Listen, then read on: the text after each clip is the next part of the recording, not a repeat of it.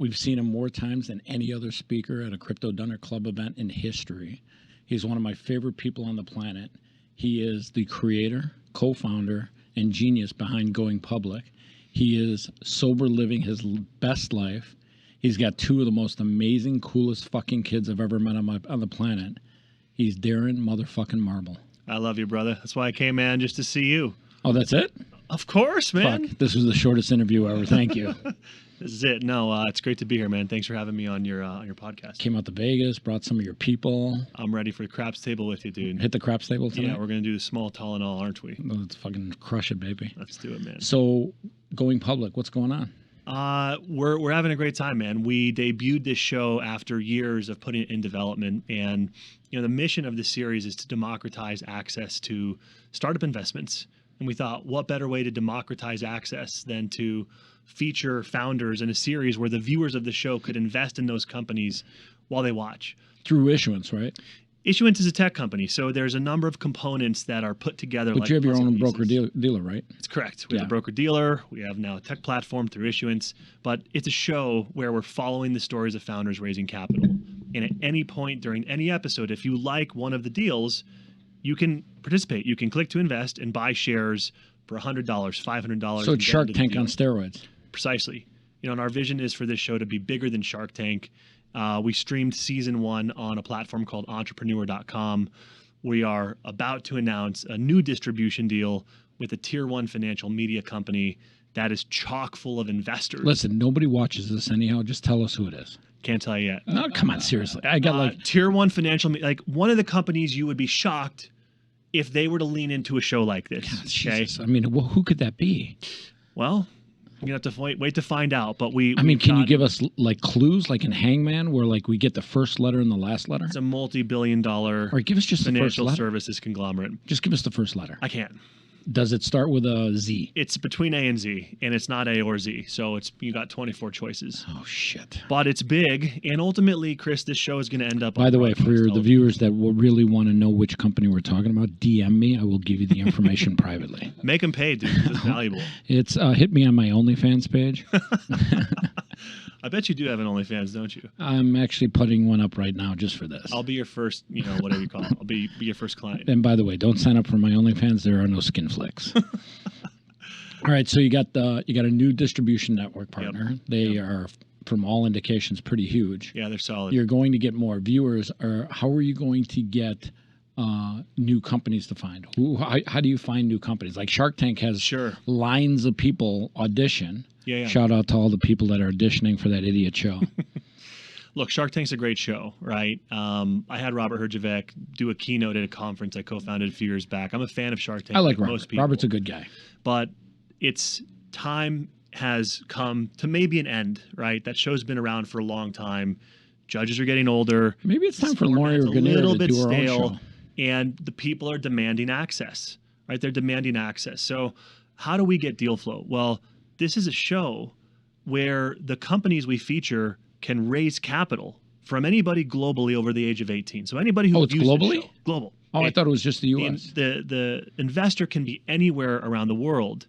Now, the company has to be based in the U.S., but not only can they raise capital, Chris, they're going to drive mass awareness for their company. They're going to sell products. They're going to drive new customer acquisition. So that gives us a magnetism that's pulling companies in a way where we don't compete with a VC or an investment bank or a private angel investor, broker-dealer, because this isn't just a capital raising opportunity. It's an unfair way to market your product. The same way companies will be willing to get humiliated by Kevin O'Leary and call that a win and get screwed on the deal because it launches their business. We have that. Shout out to Mr. Wonderful.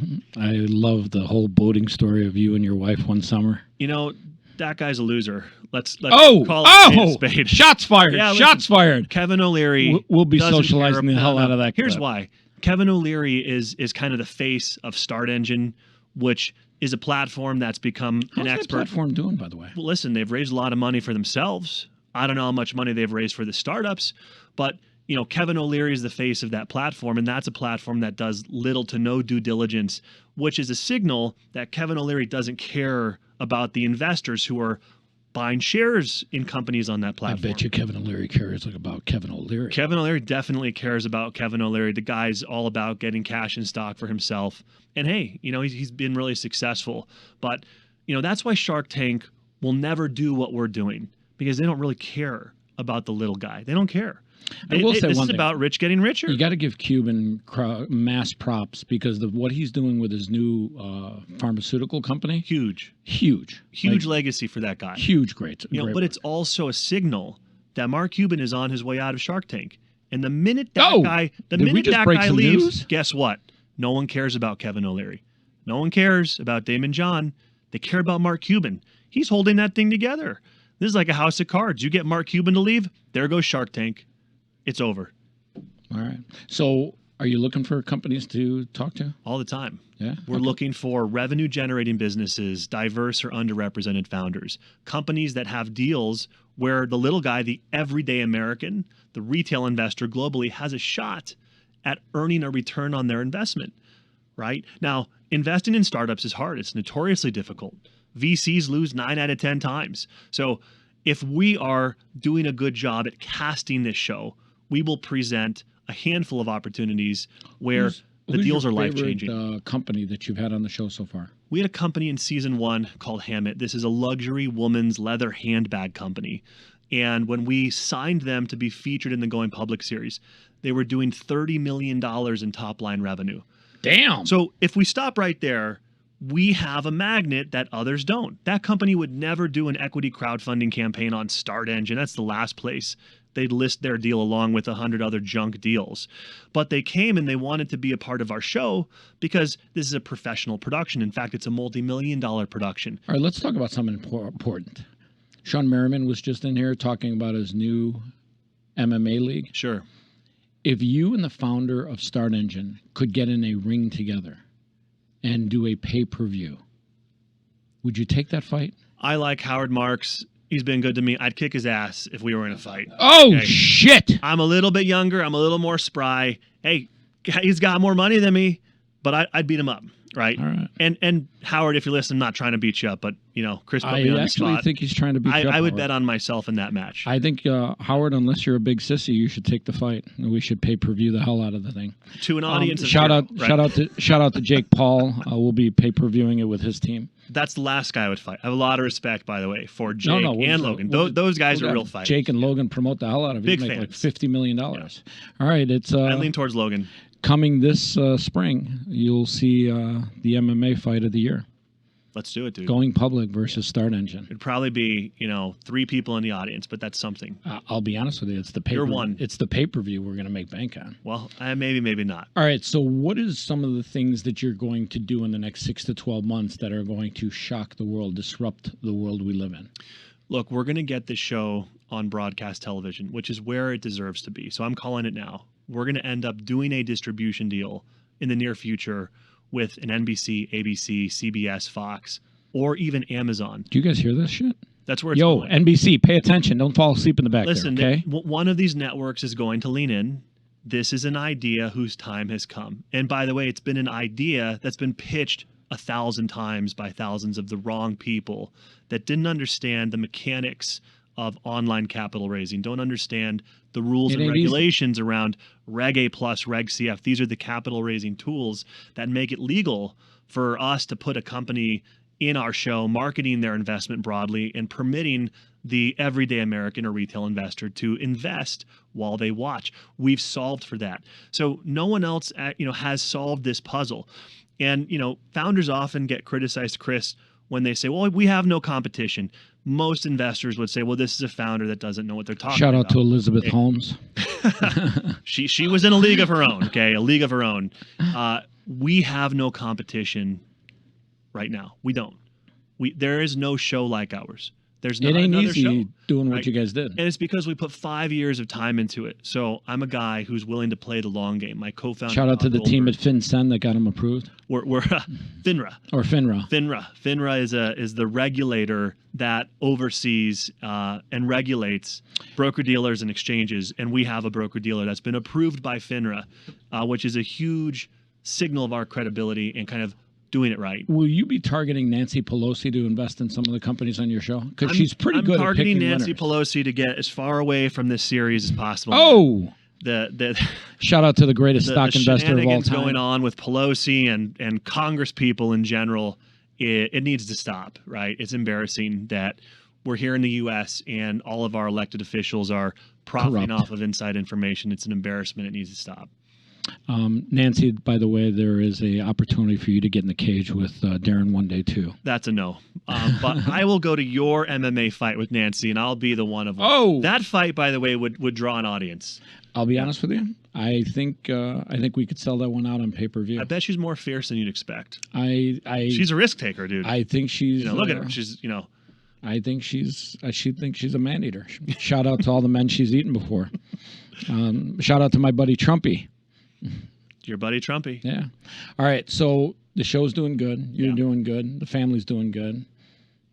You're here in Vegas. I'm here to see you, man. We're going to play some craps later. I can't wait. We're going to have a nice meal and hang out with some good people. Yeah. And by the way, I just want to take a moment, Chris, to recognize you, right? You are an entrepreneur in your own right. That is true. And you are someone who is also playing the long game in this industry. And even though we don't see eye to eye on everything crypto, DeFi, Web3, I admire what you've accomplished in really a very short amount of time and the credibility that you've built in the community.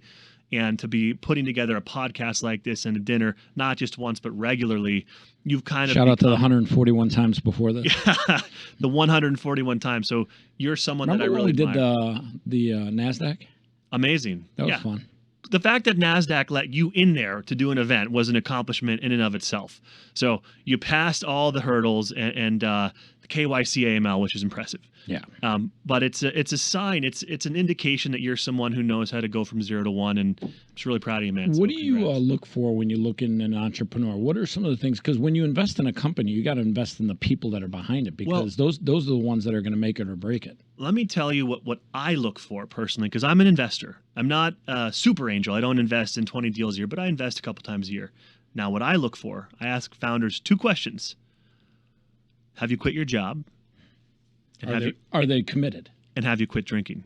Oh. Okay. By the way, both of these questions upset people. Sober living is a life hack. So it is a way to succeed. But let me tell you why. The reason, have you quit your job? Because founders that are not inherently all in or full time in their own business are unlikely to succeed.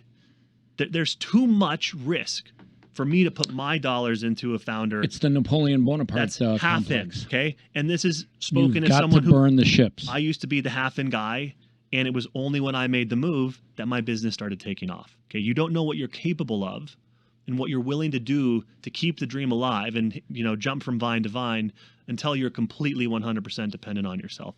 It's funny. So I play poker, and I think that that's very similar to great poker players. You got to be willing to go all in and either go all in on a bluff or go all in with the nuts, but you got to be willing to risk it all. And if you're not, you will never be great. It's just too hard to succeed without being all in. And then the second question, right, which I know you can appreciate, have you quit drinking? I'm 8 years sober, and I know that 2 years into my sobriety, all my dreams came true. I was able to leave my career in software sales, go all in on my own company. But it took 2 years of complete focus, putting 100% of my time, energy, and attention into my own business before that paid off. So even if you're drinking once a week, even if you don't have a problem, I don't care. I'm not an alcoholic. I can moderate. Great. But how bad do you want it? Yeah. Right.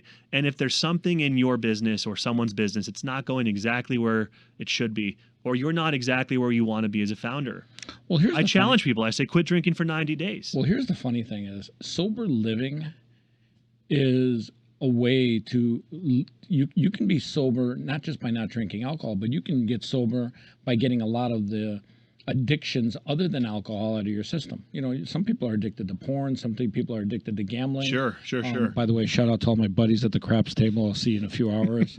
Some people are addicted to a lot of things. And if you want to live a sober life, you sometimes have to take control of your demons. Shout out to all my demons I have currently under control.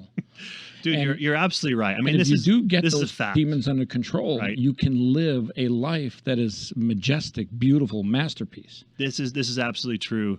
And it's also a very uncommon theme or strategy for entrepreneurship, which is why I love talking about I think it's great. Well, that's why I asked you. Is I think it's great that you talk about sobriety and literally sober living as a trait in an entrepreneur. If I'm investing in a company, I literally want to make sure that that person has got their priorities straight. And by the way, having a drink or two doesn't mean that you're a bad entrepreneur. Of course not, no. It just means that you understand that you have to be focused on the things that are important. So look, I haven't had a drink in 8 years. Don't fuck with my coffee, okay? Because I'm going to drink a couple cups a day. So it's not a vice, but I drink coffee. I go Red Bull, Virgin Bloody Marys. Those are my kind of go-to. Or Spindrift has a great like lemon lime. It's like a seltzer. What's Spindrift? Spindrift is like it's just a water. It's seltzer water with Shout out to lemon. Spindrift, currently not a Shout out, sponsor. dude. I'm one of their biggest customers. I'm buying it all the time. Wow. He's Darren Marble. He's going public. He is a sober living, amazing father, husband, leader of other people, and he is going to be eating good food tonight. What do I owe you for that, Chris? Here. Well, yeah, I think it's like You're too kind. It's well paid. All right, we're out of here. My brother. Thank you. Let's take a